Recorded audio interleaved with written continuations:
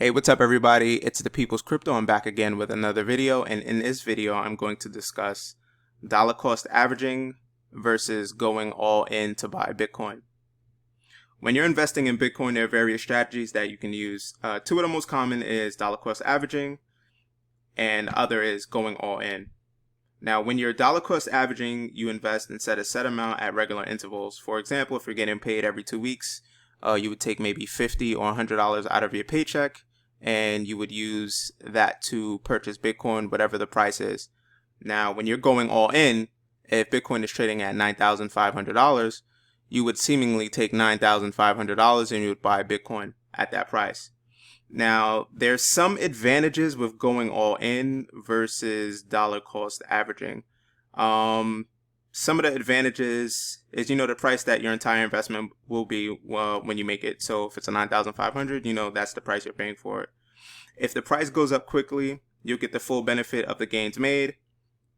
In some instances, if Bitcoin forks or airdrop occurs, you will likely receive a large cryptocurrency dividend, as those are awarded in proportion to the quantity of the Bitcoin that you hold. So for example, there was a fork of Bitcoin, which was Bitcoin Cash and Bitcoin Satoshi's Vision. Now, if you held Bitcoin, you most likely received Bitcoin Cash and Bitcoin Satoshi's Vision. Now, some disadvantages with going all in is if the price falls, you will have a missed opportunity to get some Bitcoin at a cheaper price, which sucks. So that's why I probably wouldn't recommend going all in.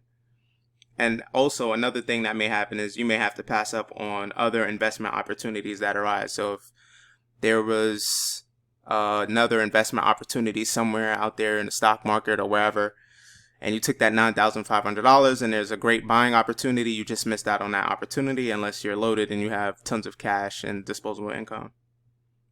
Another disadvantage is basically if there's an extended bear market that follows, you could be holding a losing position for a considerable period of time. For example, if you invested, I believe in 2017 at the all-time highs, let's say you took $20,000 or I think it was around $19,000 and you bought one entire Bitcoin, you would still actually be down right now because we're at, I think, around 9,400, somewhere along those lines. So you would still be down and you would have to wait until this next bull market to occur in order for you to get the positive gains back. So you'd still be in the red. Now, when you're dollar cost averaging, there's some advantages. You get more Bitcoin if the price falls during the period of time that you're putting your money into the market. That's one of the benefits. That's why I would suggest that. Another benefit is you may have money on hand during the investment period that could go towards other things if circumstances change or new opportunities arise. So by not going all in, you can potentially seek other investment opportunities. And another advantage is if you don't have a lump sum to invest, you can still grow your Bitcoin holdings using a percentage of your regular income. So you could just take 5% of your income, and with that 5%, you can continuously buy Bitcoin, which isn't bad. And you can still have money to do other things and invest in other opportunities as they arise. Now, the disadvantages of dollar cost averaging is that there's uncertainty about what price the Bitcoin will be at each investment interval. So you may be buying $100 worth of Bitcoin at 8,500, and that would get you a lot of Bitcoin, or Satoshi, should I say. And if you were to buy at 9,500, you would get a lot less. So that's like one of the disadvantages. If the price of the Bitcoin rises rapidly, you will receive a lot less Bitcoin, as I just mentioned. And other disadvantages, you may receive a lower amount of Satoshis if the price, well, I just mentioned that, whatever. But yeah, that's basically the pros or should I say the advantages and disadvantages when investing in Bitcoin.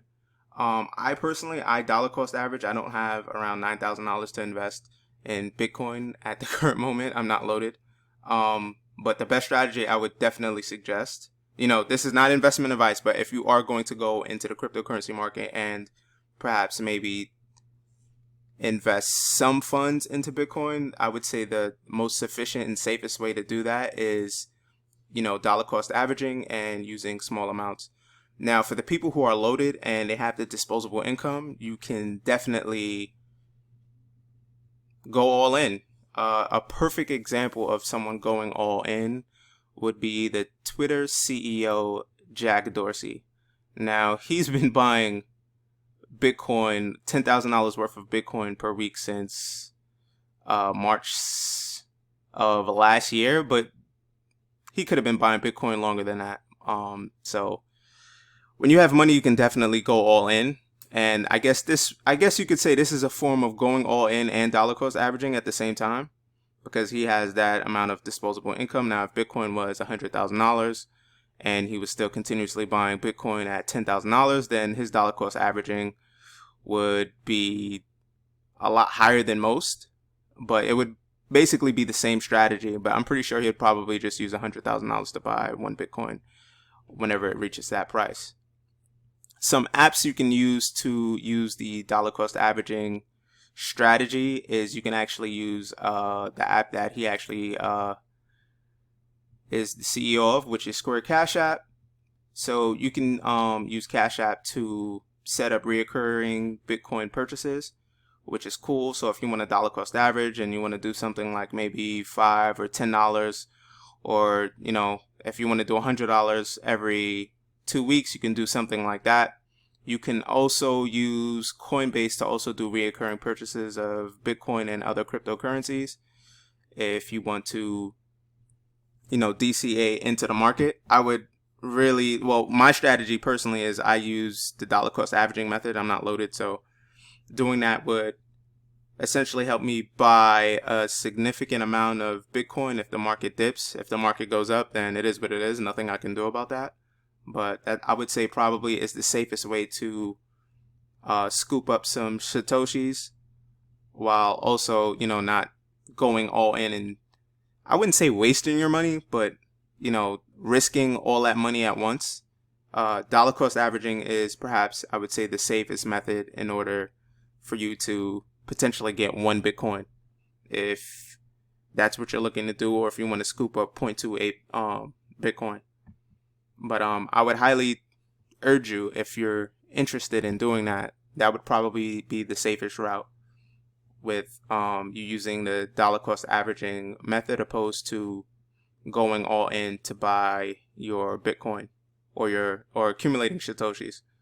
But yeah, that's basically it for this video. I'm going to go over the prices real quick to see where we're at. And right now, Bitcoin is at $9,433.92, and it's up, which is good. We have Ethereum at $214.38. We got Tether at $1. We have XRP at 20 cents.